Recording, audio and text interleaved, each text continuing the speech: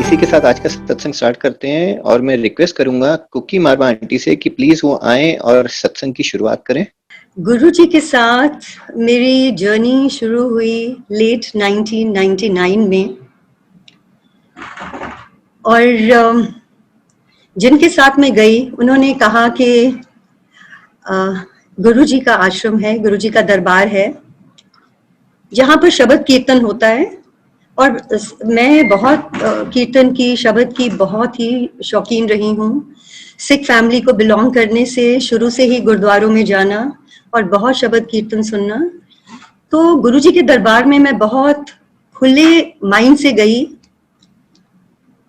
और कुछ रास्ते में जाते टाइम कुछ माइंड में कुछ सवाल थे, कुछ बातें हम कर रहे थे, तो जिनके साथ मैं गई वो कहने लगे कि गुरुजी को हम जाकर ये कहेंगे वो कहेंगे।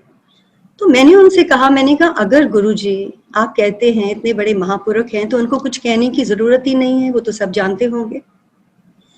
और वही बात हुई जब वहां पर पहुंचे और माथा टेका तो गुरुजी ने कुछ ऐसी चीजें कही और मेरे को लगा अरे गुरुजी तो सब कुछ जानते हैं, ये तो एक मास्टर हैं, तो बहुत पहुंचे हुए महापुरुष हैं। और उसके बाद गुरुजी ने मुझे आगे बिठा लिया अपने पास और जैसे ही मैं ध्यान में बैठी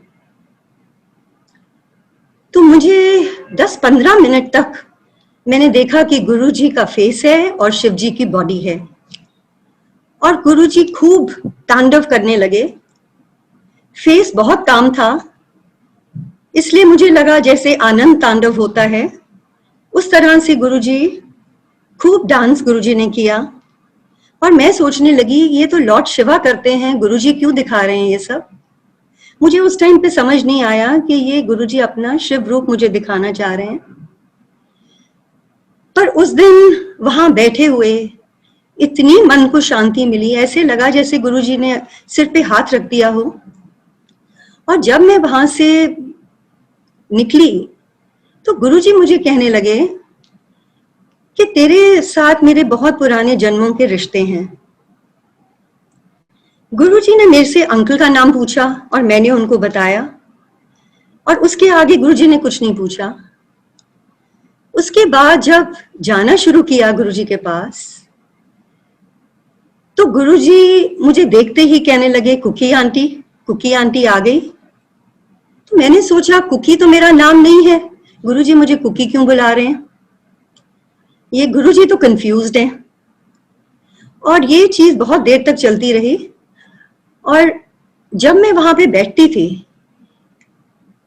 मैंने गुरुजी को कहना कि गुरुजी मुझे कुछ नहीं चाहिए, यहाँ पे मुझे सिर्फ आपका प्यार चाहिए और जब मैं यहाँ पे आऊं मुझे एक स्माइल दे दिया करो और मुझे कुछ नहीं चाहिए। फिर वहां बैठ के मैंने एक अपने लिए एक जगह ढूंढी, मैं कोने में बैठ जाती थी और मेडिटेशन करती थी, ध्यान में चली जाती थी, आंखें मैं खोलती नहीं थी कभी भी और मैं गुरुजी को अपने सामने देखती थी अंतर ध्यान होके। और गुरुजी से सब टाइम एक ही प्रार्थना करनी कि गुरुजी मेरी बॉडी को प्योरीफाई करो, मेरा एक एक सेल बॉडी का प्योरीफाई करो। मैं गुरुजी के पास सिर्फ अपनी स्पिरिचुअल ग्रोथ के लिए गई थी, मेरे को और कुछ नहीं चाहिए था वहां पे। और मैंने कभी अपनी आंखें खोलनी, सामने गुरुजी ने बैठे होना तो गुरुजी की बॉडी से एक वाइट लाइट निकलती थी जिसको लेके मैं अपनी पूरी बॉडी को हील करती थी।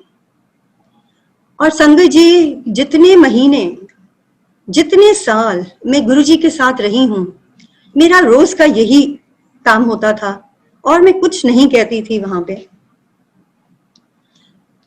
मैंने गुरुजी को कई बार कहना कि गुरुजी मेरे को यहाँ नहीं रहना है, आप मेरे को अपने साथ ऊपर ले चलो, मैं ऊपर देखना चाहती हूँ ऊपर क्या है।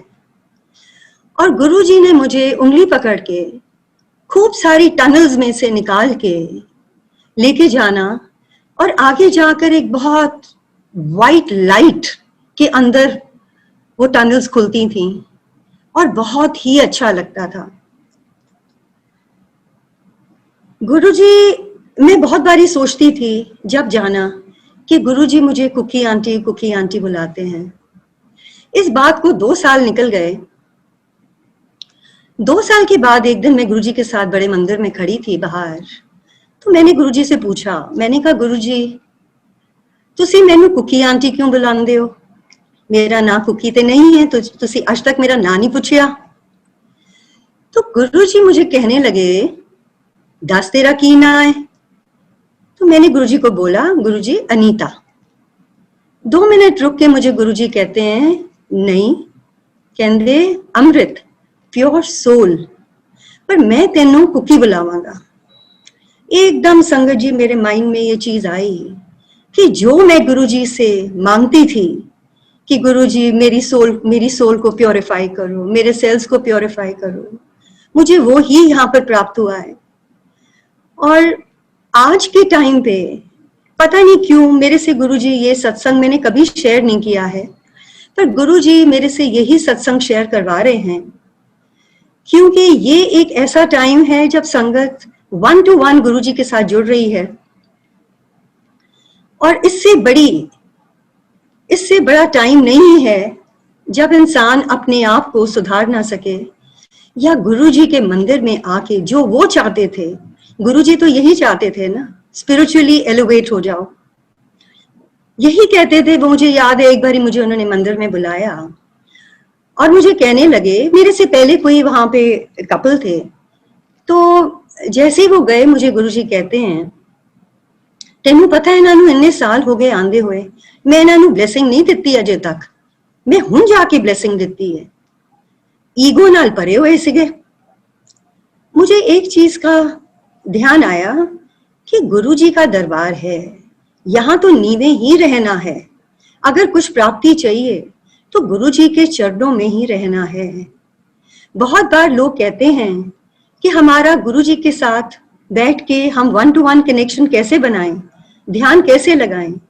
संगत जी, जब तक हम अपने आप को खाली नहीं करेंगे, जब तक हमारा दिमाग, हम उनके सामने बैठे हैं और हमारे माइंड में इतनी चीजें चलती हैं बैठे बैठे, तो गुरुजी की ग्रेस कैसे पड़ेगी हमारे ऊपर? गुरुजी हमारे को सिर्फ ब्लेसिंग तभी दे सकते हैं जब हम अपने अंदर से सारा कूड़ा बाहर निकालें। तो ये इतना जरूरी है, और स्पेशली आज के टाइम पे जब हम सारे गुरुजी के साथ इतने जुड़े हुए हैं और गुरुजी अपनी एक एक संगत को इतना प्यार करते हैं, तो ये तो जरूर हर इंसान बैठ के पाठ करे। आजकल गुरुजी की इतनी ड्रीम्स आती हैं कि सारे मिलके पाठ करो, सारे पाठ करो। आजकल का टाइम ही इसी चीज का है। मुझे याद है जब मैं गुरुजी के दरबार से गई तो अंकल मुझे कहने लगे कि क्या जरूरत है किसी मंदिर में जाने के लिए, लाइव गुरु के पास जाने के लिए। पर इस मंदिर में वो पहले दिन ही इतनी एनर्जीज थी कि जाकर मैंने उनको कहा, मैंने कहा नहीं, मैंने कहा ये एक ऐसा मंदिर है, मैं सारी जिंदगी जाऊंगी, मुझे कभी ना रोकना आप। कुछ ऐसे कनेक्शंस हैं मेरे उस मंदिर के साथ, मुझे नहीं समझ आ रही क्या है। और उसके बाद कभी ऐसा दिन नहीं आया जब गुरुजी के दरबार में ना जाना हुआ हो। गुरुजी के साथ के पास आने से पहले मैं 1.5 साल साईं मंदिर जाती रही, और उससे पहले तो हाँ, गुरुद्वारे तो जाते ही थे, हम बचपन से ही जाते थे। अब जब मैं साईं मंदिर गई तो मुझे याद है मैं बाबा से बात करती थी और मैं उनको कहती थी कि बाबा, मैं आपको बहुत सुंदर वस्त्र में देखना चाहती हूँ, मैं आपके लिए बहुत सुंदर वस्त्र बनाना चाहती हूँ।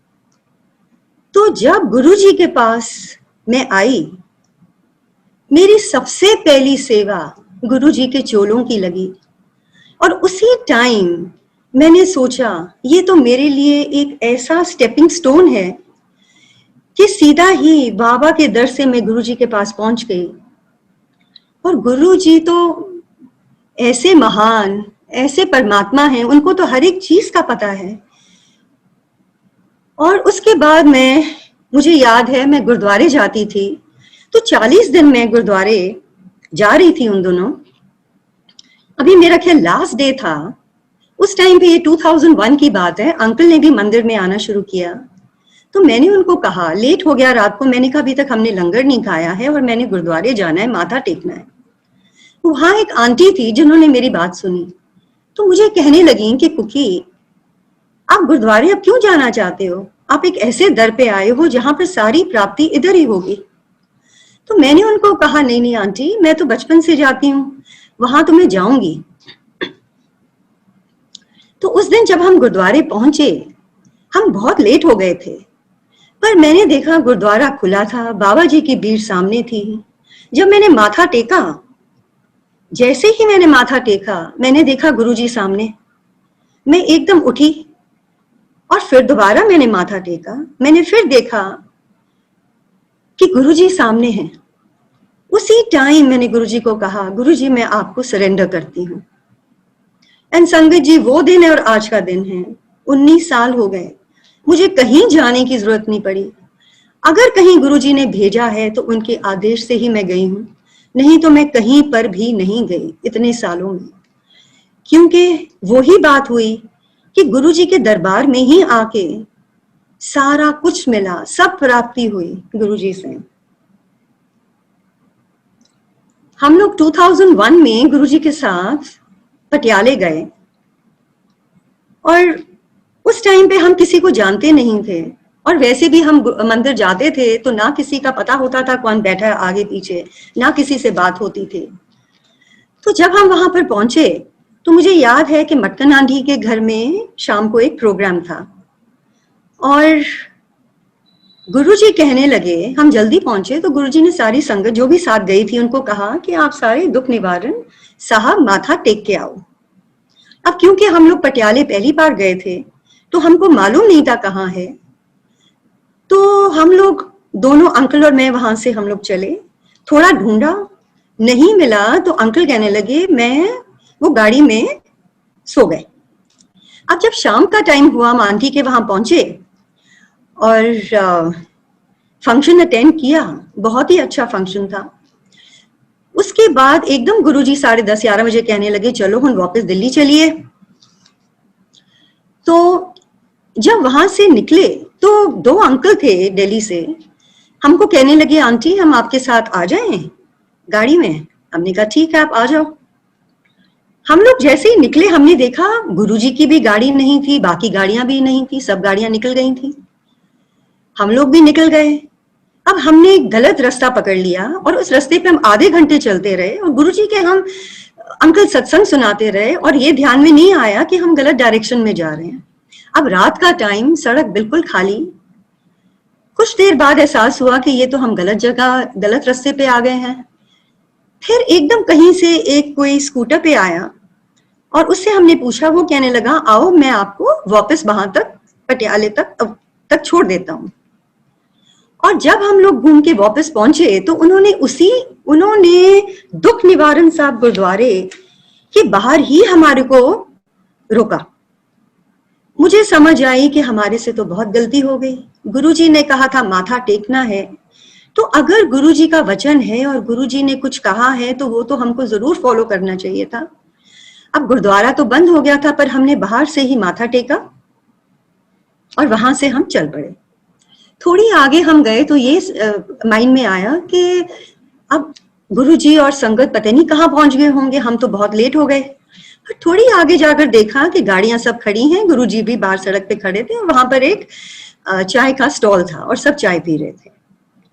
वहां से जब हम चले तो अंकल जो हमारे साथ थे उन्होंने अपने सत्संग सुनाने शुरू करे। अब हमने साखियां तो बहुत सुनी हुई थी पर प्रैक्टिकल कोई चीजें हमने देखी नहीं थी। तो जैसे वो सुनाते गए मैं बहुत हैरान होती रही।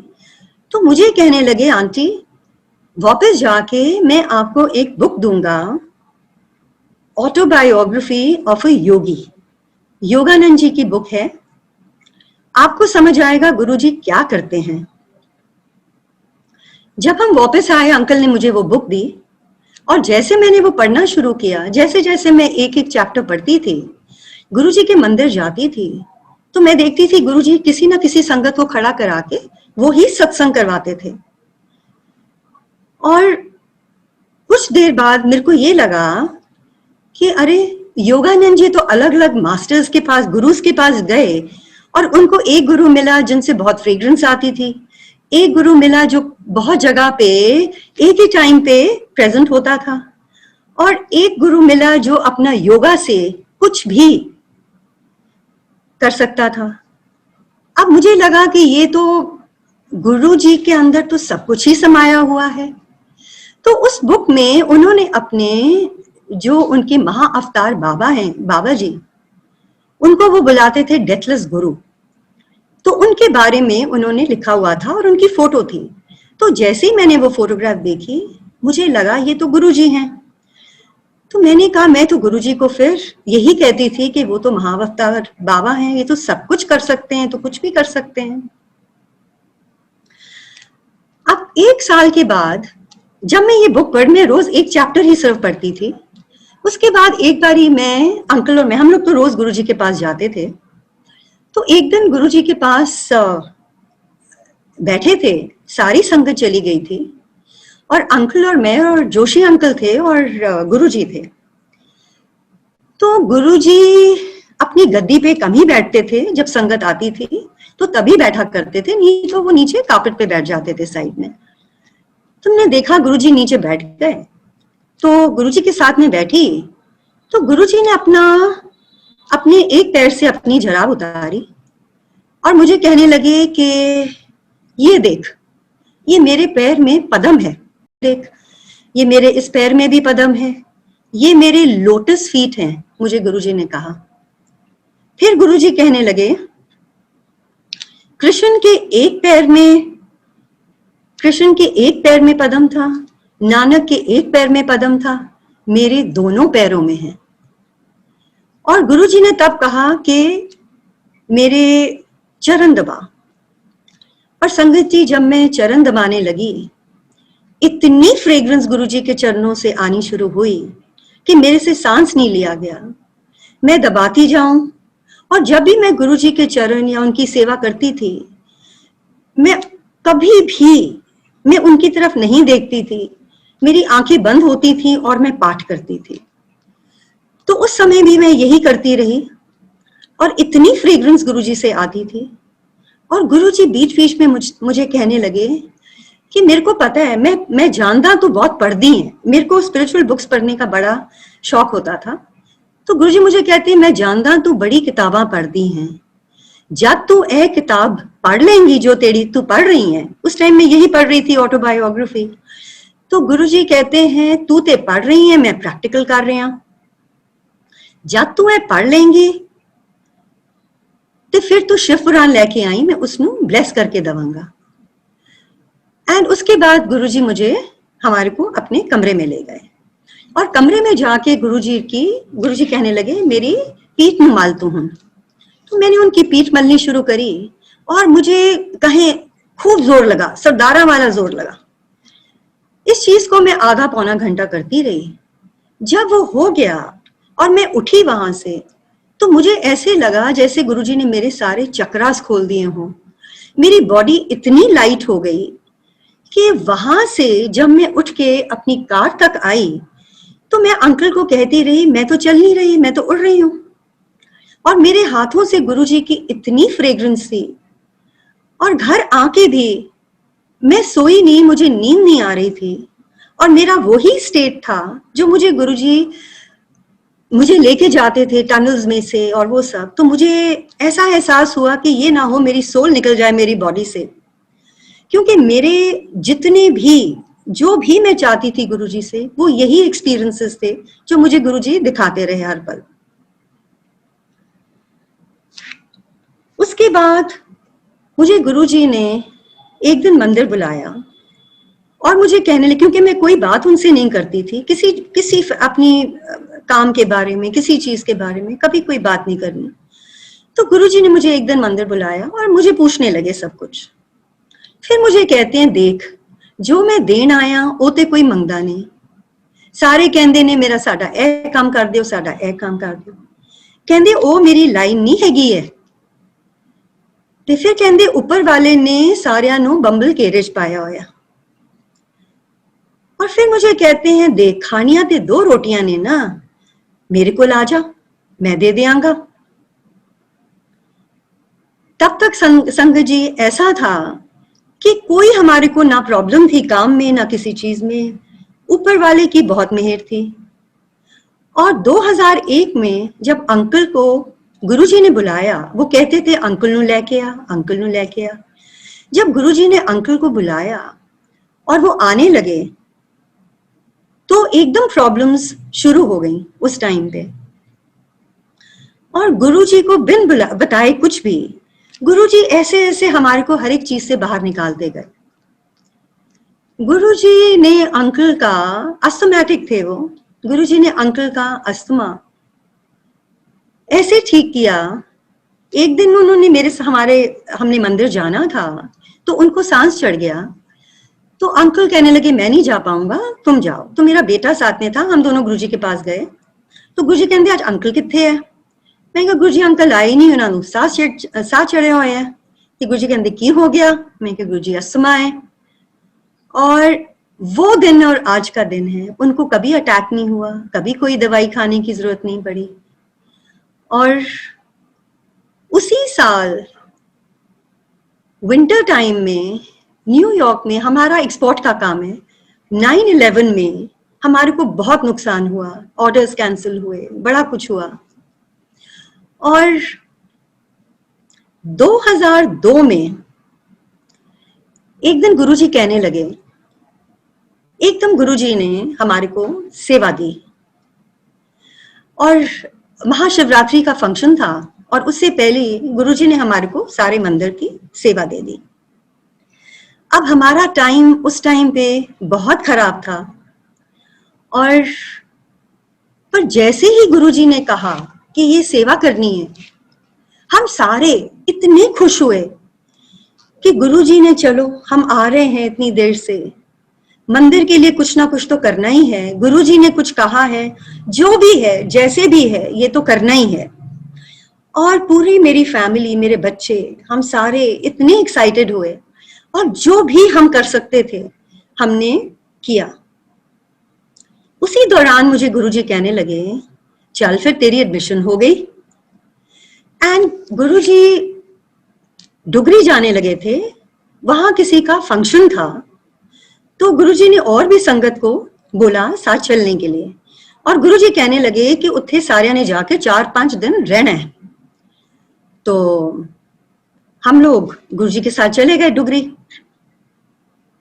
जिस दिन डुगरी पहुंचे तो गुरुजी ने सबका, वहां की जो संगत थी उनके वहां पर रहने का इंतजाम सबके यहाँ पे करवाया।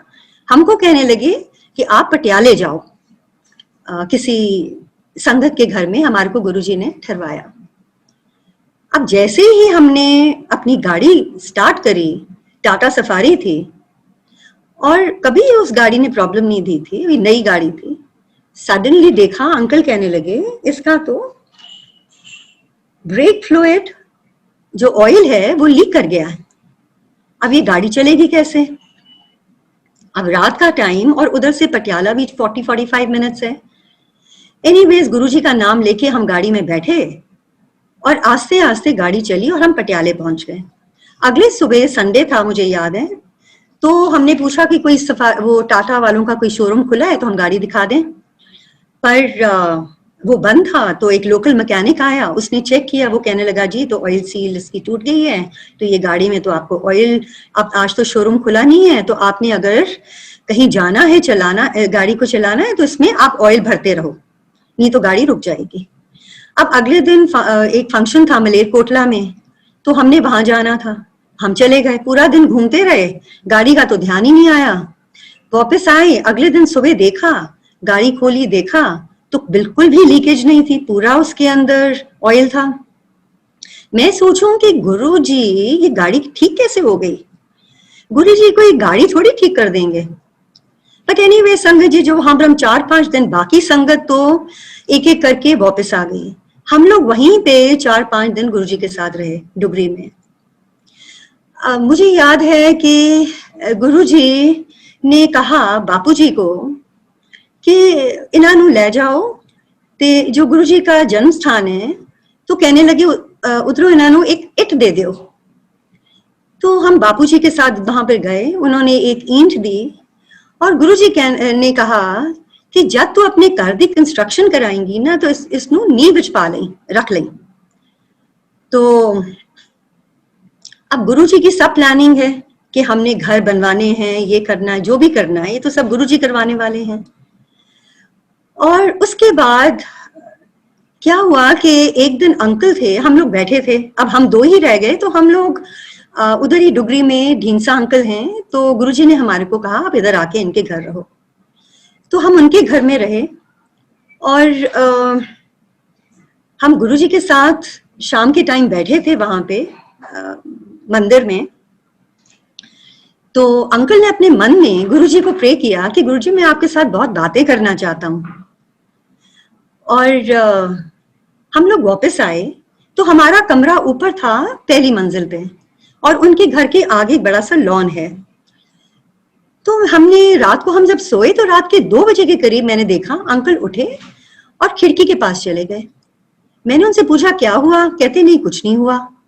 थोड़ी देर में वापस आके फिर लेट गए, आधे घंटे बाद फिर उठ गए, फिर उठ के जाके खिड़की पे खड़े हो गए। तो मैंने फिर पूछा कि क्या हुआ, कहते नहीं नहीं कुछ नहीं हुआ, कुछ नहीं हुआ। सुबह जब हम उठे तो अंकल कहने लगे कि अरे कोई आया था और घंटियां बजा रहा था और बार बार कह रहा था जागो सोने वालों, तो क्या किसी को आवाज नहीं आई? तो अंकल भी, वो ढींसा अंकल भी, वो आंटी भी सब कहने लगे हमारे को तो कोई आवाज नहीं आई। हमने कहा अरे ये तो गुरुजी आए थे। तब अंकल ने बोला कि मुझे रात को गुरुजी का ड्रीम आया और गुरुजी कहने लगे कि मैं अमृत वेले आवांगा ते तेरे नाल गल्ला करांगा। अब अंकल को समझ नहीं आई, वो उठे 2 बार, गुरुजी आए, उनको समझ नहीं आई कि गुरुजी आए हैं। अब जब हम गुरुजी को मिले तो मेरा मुंह खोलने से पहले ही गुरुजी कहते हैं जागो सोने वालों। सो गुरुजी के साथ ऐसे ऐसे एक्सपीरियंसेस हुए। अब जिस दिन हमने वापस आना था तो हमको ये था कि हमने गाड़ी है वापस ड्राइव करके जानी है, तो गाड़ी ठीक रहे। तो कुछ संगत वहां पे ही डुगरी की ही लोकल आई हुई थी गुरुजी को मिलने के लिए। तो चलने से पहले गुरुजी सिंगला अंकल को बुलाते हैं और कहते हैं चल सिंगला अपना गड्डी का सत्संग सुना दे तू। तो सिंगला अंकल के पास मारुति थी 800, तो वो लंगर बनाते थे मंदिर के लिए, तो अपनी गाड़ी में लंगर बना के लेके आते थे। तो वो अपना सत्संग सुनाने लगे कि मैं लाता था, गाड़ी एवरेज नहीं देती थी, तो रोज मुझे अपना फ्यूल भरना पड़ता, तो मैं बहुत तंग आ गया। कहते मैंने एक दिन ऐसे ही सोचा ओहो मेरी गाड़ी अगर 18-19 की एवरेज दे दे तो कितना बढ़िया हो जाए। और वो कहते हैं कि जब मैंने उस दिन फ्यूल डलवाया और मैं लेके आया, गाड़ी चलाई मैंने, वो गाड़ी का फ्यूल ही नहीं खाली हुआ। तब हमारे को समझ आई कि अरे ये तो गुरुजी ने किया है।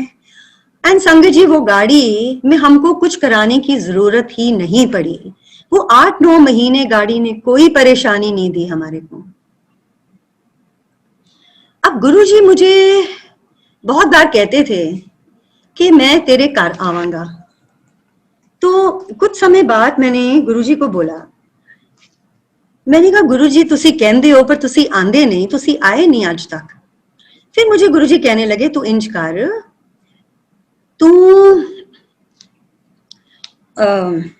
चांदी की कटोरी लेके आ ते मैं ब्लेस करके दवांगा। तो मैं लेके गई कटोरी, गुरुजी ने ब्लेस करके दी। मुझे कहने लगे 51 दिन इधे जोत जलाई रोज सवेरे, उदे बाद जब जब दिल करे जब जला लें।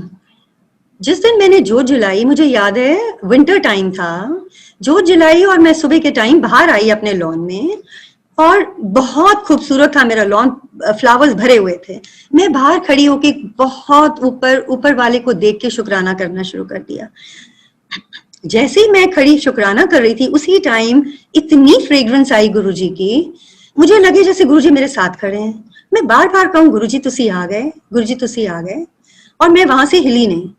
थोड़ी देर के बाद मुझे इतना अच्छा लगा, मैं घर के अंदर घुसी, पूरे घर में मेरी फ्रेग्रेंस ही फ्रेग्रेंस थी। तो मेरी डॉटर कहने लगी कि मम्मी ये तो सुबह से मेरा कमरा तो गुरुजी के मंदिर जैसा है। शाम को जब हम गुरुजी के गए, एक मेरी ये जरूर आदत थी कि मैं गुरुजी के साथ जाकर ये सब चीजें शेयर करती थी, बताती थी उनको। तो जैसे ही मैं गुरुजी के पास पहुंची तो गुरुजी को मैंने कहा, मैंने ये नहीं कहा गुरुजी आप की फ्रेग्रेंस आई थी, मैंने कहा गुरुजी आज तुसी आए सी। तो गुरुजी कहंदे क्यों खुशबुआं आ गई। तो मेरे को समझ आई कि गुरुजी की फ्रेग्रेंस का मतलब है कि गुरुजी की प्रेजेंस है, गुरुजी खुद वहां पर हैं। फिर मुझे गुरुजी कहंदे तेनू पता है मैं ते उत्थे ही पिया हुंदा। It was such a good feeling कि गुरुजी अपनी संगत के साथ इतने जुड़े हुए हैं, एक एक संगत को इतना प्यार करते हैं। एंड संगत जी जो मैं बता रही थी कि फंक्शन के बाद, फंक्शन के दौरान जो हमने वहां सेवा हमको मिली थी, अंकल कहने लगे कि देखो मैं तो अपने, हमारी मशीन्स हैं एम्ब्रॉयडरी के, तो अंकल कहने लगे मैं तो कर्टन्स के ऊपर एम्ब्रॉयडरी करूंगा। तो ये बहुत नई चीज थी जो अभी मार्केट में नहीं थी, और एक तरफ से हमारा बिजनेस बिल्कुल ही बंद था, दूसरी तरफ से जब हमने ये किया तो जहां से हमने कपड़ा लिया, फैब्रिक लिया, जब उन्होंने ये देखा तो उन्होंने कहा कि भाई हमारे को तो ये आप करके दीजिए। आप मानेंगे नहीं, 5 साल तक हम वो एम्ब्रॉयडरीज करते रहे और tons and tons of fabric हमने एम्ब्रॉयडर किया। गुरुजी ने हमारे लिए एक और सोर्स खोल दी, इतनी ब्लेसिंग्स दी गुरुजी ने कि गुरुजी का जितना शुक्राना करो उतना कम है।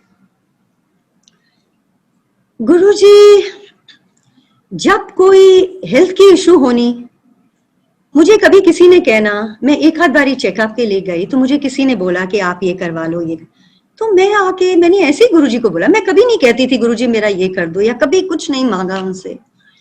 तो मैंने वैसे ही उनको कहा, मैं क्या गुरुजी मैनू ये प्रॉब्लम है, मैनू ये किया उसने। तो एकदम गुरुजी ने मुझे कहा, वो कौन कंजर कहंदा है, तेनू कुछ नहीं है, जो करना है मैं करांगा। और संगत जी मेरे को गुरुजी ने जैसे हील किया है, एक बारी मुझे लगा कि जैसे ऑस्टियोपोरोसिस होती है, तो मेरी बोन्स भी वो कड़कड़ ऐसे शुरू हो गई। मेरे को बहुत डर लगा, मैंने कहा पता नहीं क्या है। गुरुजी ने मुझे बुलाया और उस दिन गुरुजी ने मेरी हीलिंग करी। मैं सिर्फ उनकी सेवा करती रही और गुरुजी ने जो भी था, मुझे कुछ नहीं पता, क्योंकि गुरुजी ने मुझे कभी कुछ सफर नहीं करने दिया। एक एक चीज गुरुजी ने मेरी हील करी और फिर मुझे कहते थे चल तेनू न्यू लाइफ दे देती मैं। एक दिन मुझे गुरुजी कहते हैं कि तू मंदिर आ, 20-25 दिन लगातार मंदिर आ, मैं तेनू ब्लेसिंग देनी है। तो बड़े मंदिर मुझे गुरुजी ने बुलाया, तू सवेरे आ जाई। अब मैं अपने हिसाब से सुबह वहां पर पहुंची और देखा गुरुजी की तो गाड़ी ऑलरेडी उधर थी। मैं अंदर गई तो गुरुजी ने मुझे कुछ नहीं कहा उस दिन, पर पूरे दिन मैंने गुरुजी के साथ सेवा करी उनकी, और गुरुजी सारा टाइम पाठ करते रहते थे। अगले दिन जब मैं दोबारा गई तो मैं फिर लेट थी थोड़ी, मुझे नहीं पता था किस टाइम जाना है। तो मुझे कहते हैं कि तू रोज लेट आंदी है, मैं तेनू ब्लेसिंग देनी है, मैं तेरे वास्ते आंदा ते तू जल्दी आया कर। मुझे इतना बुरा लगा, मैंने कहा यहाँ एक गुरु हैं जो अपनी संगत को इतनी ब्लेसिंग्स देना चाहते हैं, इतनी परवाह करते हैं अपनी संगत की, एंड वो 20-25 दिन जो गुरुजी के साथ काटे आज तक नहीं मुझे भूलते। कभी गुरुजी अपना लंगर बनवाते, कभी गुरुजी क्या क्या ब्लेसिंग्स गुरुजी ने उस टाइम पे नहीं दी। मेरे बेटे को एक दिन गुरुजी कहते हैं कि उसको खाने पीने का बड़ा शौक था और वो थोड़ा सा मोटा था, तो गुरुजी उसको कहते हैं कि चल तू हम 10 किलो अपना वजन घटा ते खूब सैर कीता कर, जॉगिंग कीता कर। तो वो कहता है गुरुजी मैं जिम जाऊंगा। तो गुरुजी कहते नहीं, जिम नहीं जाना है, सैर करनी है, ते तू खूब जॉगिंग कीता कर, ते सैर कीता कर। गुरुजी चाय पी रहे थे तो गुरुजी ने उसको कहा ए ले पी ले हुन तू। तो उसने वो चाय प्रसाद पिया गुरुजी का। अगले दिन सुबह जब उसने अपनी जीन्स निकाली पहनने के लिए तो देखा बिल्कुल ढीली। उसने वे किया, अपने आप को वजन किया तो देखा 2.5 किलो वजन कम था। अब जब हम गुरुजी के पास गए शाम को मंदिर तो देखते ही कहते हैं फिर तेरा 2.5 किलो वजन घटा देता। सो गुरुजी क्या क्या ब्लेसिंग्स नहीं देते थे। एक बार मुझे याद है अंकल कहने लगे कि गुरुजी बहुत सबको मिरेकल्स दिखाते हैं और मैंने नहीं देखा कोई मिरेकल गुरुजी का।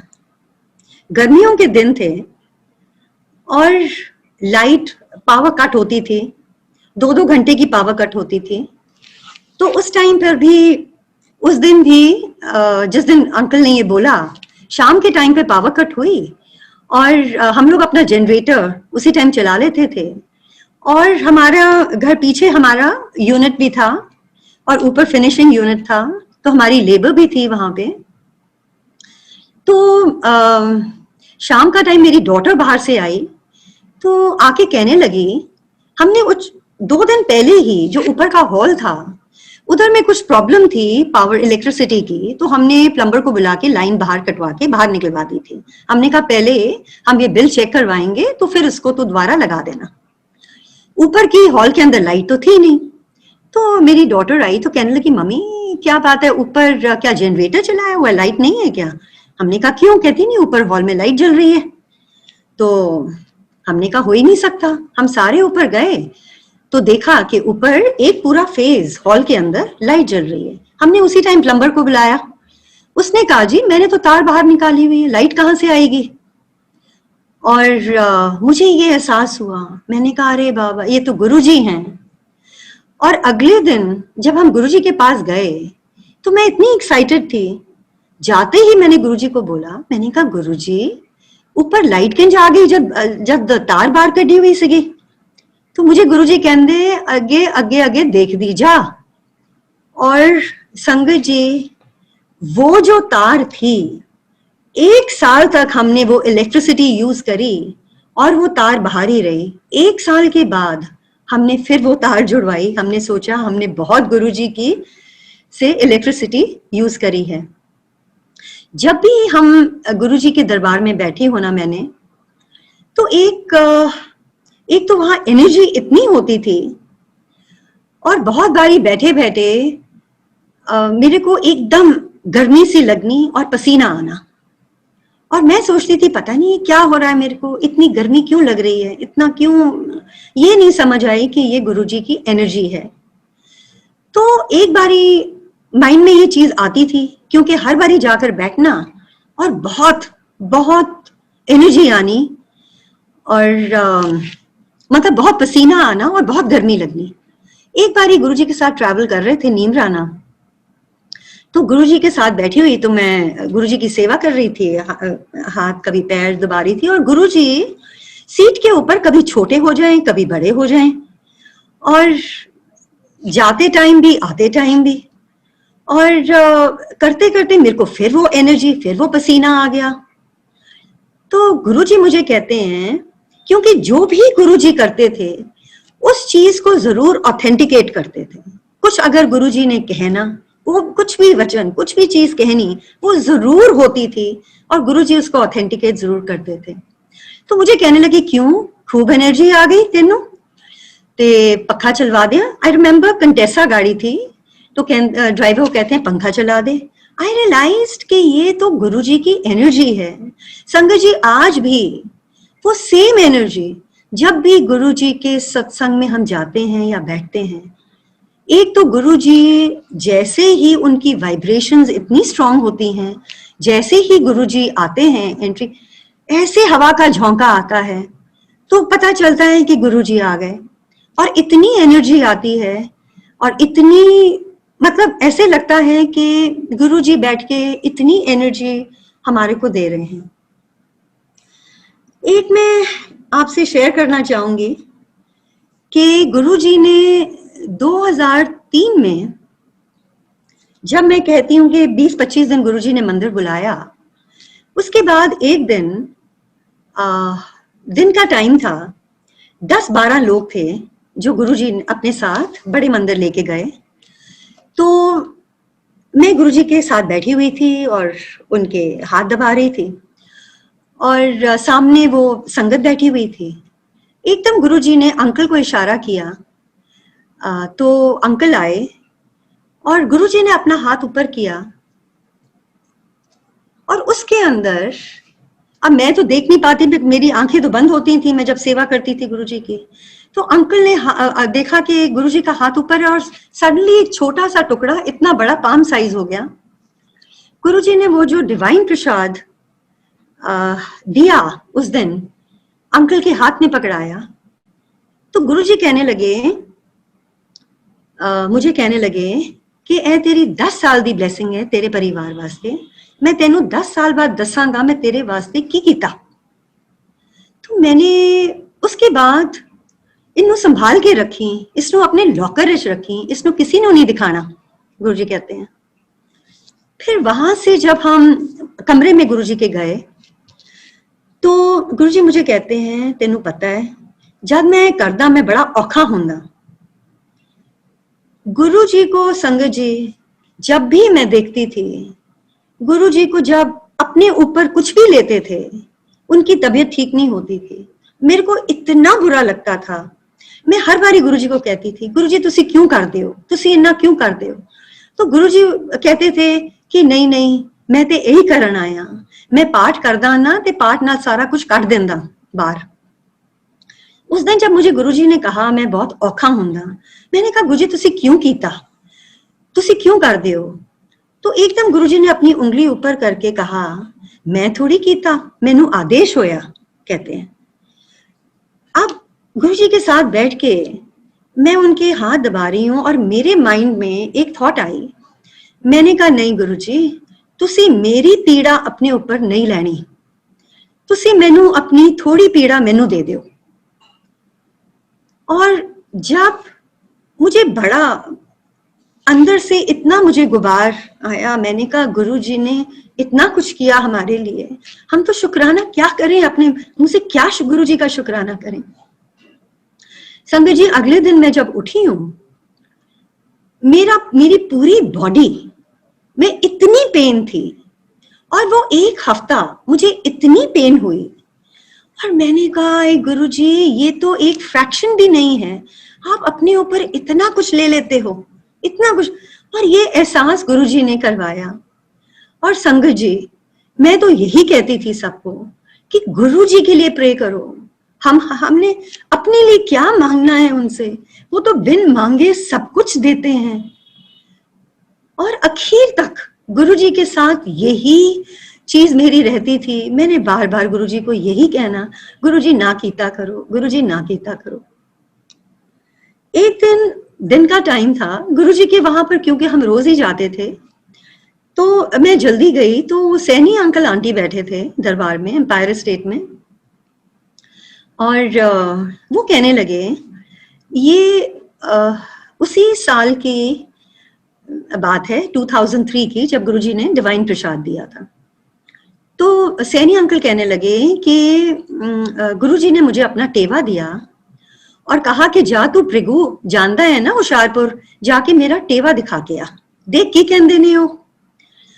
तो सैनी अंकल कहते हैं कि मैंने जब टेवा दिखाया गुरुजी का, तो उन्होंने देखते ही कहा कि ये तो यहाँ के है ही नहीं, ये तो बहुत बड़े, ये तो शिव रूप हैं, इनमें तो सारी शक्तियां शिव की हैं, इनके कहने से ही सूर्य उदय होता है और अस्त होता है।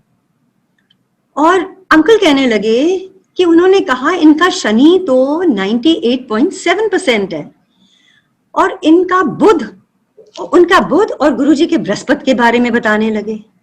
अभी अंकल ने बताया ही था तो उतनी देर में मुझे, गुरुजी फर्स्ट फ्लोर पे थे एम्पायर स्टेट में, मुझे वो ऊपर बुलाया गया कि आपको गुरुजी बुला रहे हैं। मैं ऊपर गई तो गुरुजी मुझे कहते हैं कि मैनू दस, तेनू दसिया ना सैनी ने कि वो भृगु की कहंदे ने, मेरा तेनू पता है मेरा शनि 99% है।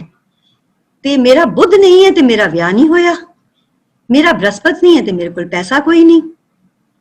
फिर मुझे गुरुजी ने एक चीज कही, कहंदे तेनू पता है, वो कहंदे मेरी जिंदगी बड़ी छोटी है। जब गुरुजी ने ये मुझे कहा, एक तरफ मैं गुरुजी की उस टाइम पे सेवा कर रही थी और मेरा माइंड, हम सब ह्यूमन बीइंग्स हैं, मेरे माइंड में आया कि अभी तो गुरुजी ने डिवाइन प्रसाद दिया है और मुझे गुरुजी ने कहा मैं तेनू 10 साल बाद दसांगा मैं तेरे वास्ते की कीता। मैंने कहा अभी 10 साल तो गुरुजी कहीं नहीं जाएंगे, और पर मैं कहती रही नहीं नहीं गुरुजी इंज ना कहो, कुछ नहीं होएगा गुरुजी, कुछ नहीं होएगा। मैं यही उनको कहती रही। और जब मुझे अभी भी याद है 2006 में फिर एक दिन गुरुजी ने, मेरा ख्याल सितंबर की बात होगी, एक दिन फिर मुझे गुरुजी कहने लगे मैं जा रहा। तो मैंने उनको कहा तुसी किथे जा रहे हो? नहीं बस मैं जा रहा हूं। मैं उनको बार बार कहूं गुरुजी तुसी किथे जा रहे हो, साडा की होएगा? तो गुरुजी कहते हैं मुझे वो तेनू ते मैं नाल लेके जावांगा। फिर एकदम चेंज करके कहते हैं मैं पंजाब जा रहा। फिर मुझे गुरुजी कहते हैं तू मेरे नाल टेलीपैथिकली गल कीता कर। तो मैंने संगत जी सोचा कि मैं रोज गुरुजी के पास आती हूँ, उनसे मिलती हूँ, सारी बातें मैं शेयर करती हूँ गुरुजी के साथ, तो मैं टेलीपैथिकली मुझे बात करने की क्या जरूरत है? पर टेलीपैथी जो है गुरुजी की, मुझे समझ आया जब गुरुजी ने महासमाधि ली, क्योंकि उसके बाद जो जो गुरुजी ने बताया, जो जो गुरुजी ने कहा, आज तक गुरुजी के साथ टेलीपैथी ही होती है। और गुरुजी एक एक चीज के अंदर गाइड करते हैं, डायरेक्शन देते हैं, इंज करना है, इंज नहीं करना, सारा कुछ गुरुजी बताते हैं। इससे बड़ी चीज क्या हो सकती है कि आज तक गुरुजी के साथ इतना कनेक्शन है। संगत जी मैं कुछ एक आध सत्संग आपके साथ शेयर करूंगी। गुरुजी जो मैंने बताया कि गुरुजी ने बोला ईंट दी कि जब तू अपना घर बनाएंगी ते नींव जरूर पाई। 2003 से गुरुजी मुझे, जब मैं उनके साथ मैंने कहीं जाना, गुरुजी ने मुझे कहना चल तू अपना घर तोड़, हुन अपने घर बना। अब हमारी 2 कोठियां हैं साथ साथ में, तो गुरुजी चाहते थे कि जो मेरे ब्रदर इन लॉ हैं कि हम इकट्ठे मिलके बनाएं, वो भी बहुत गुरु भक्त हैं, कि इकट्ठे मिलके हम तोड़ें और दोबारा बनाएं। तो गुरुजी ने कहा कि तुसी घर तोड़ो अपना ते बनाओ। फिर मुझे कहने लगे जब बना लोगे ना ते चढ़ाओ किरायत, कुछ करन दी लोड़ नहीं है, आराम नाल बैठो। फिर तो जब मैंने आके बात करनी, तो हम यही सोचते थे कि अच्छा देखते हैं क्या करना है, देखते हैं क्या करना है। गुरुजी जब कभी कोई बात होनी, मुझे मेरे मगर पड़ जाना, नहीं तू घर बना, नहीं तो अपने घर तोड़, नहीं तो अपने घर तोड़। अब 2007 में गुरुजी ने तो अपना चोला छोड़ा, और जब कोई, उससे पहले कोई भी चीज होती, कभी हमारे पास किसी ने आना, नॉर्मली तो आते थे ये होटल वाले कि भाई इतने कमरे के होटल बना देंगे। तो मुझे गुरुजी ने तू की करना है होटल बना के, तू अपना प्रॉपर वो बना दोबारा। तो कुछ हो नहीं रहा था उस टाइम पे। जैसे ही गुरुजी ने अपना चोला छोड़ा, उसके अगले साल एक दिन, ये भी इसी महीने की अक्टूबर की बात है, कि हमारे पास कोई बिल्डर्स आए और हमको नहीं मालूम था कि वो भी गुरुजी के भक्त हैं, और वो कहने लगे, उनमें से एक जो पार्टनर था उसने कहा, वो जब घर की कोठियों से आगे, उन्होंने कहा कि हमको किसी ने कहा है कि आपने ये बनाना है, ये प्रॉपर्टीज हैं। वो जब घर के आगे से निकले तो उन्होंने कहा हमारे को कुछ ऐसी आवाज आई है कि ये कोठियां आपने जरूर बनानी है। तो जिस दिन वो आए और हमारी उनसे बात चल रही थी, मुझे अभी भी याद है, it was 10th of October 2008, और वो आए, कुछ जब वो बात कर रहे थे तो एकदम अंकल कहने लगे। तब तक अंकल गुरुजी के बहुत ही भक्त बने, और गुरुजी का बहुत, सब जगह गुरुजी के सत्संग किया करते थे, और गुरुजी कहते थे कि अंकल चकदा है फटे, सत्संग कर करके। और जब उस दिन वो जो बिल्डर्स थे, ऐसी कुछ बात हुई और अंकल ने कहा कि हमारे गुरुजी ऐसे कहते थे।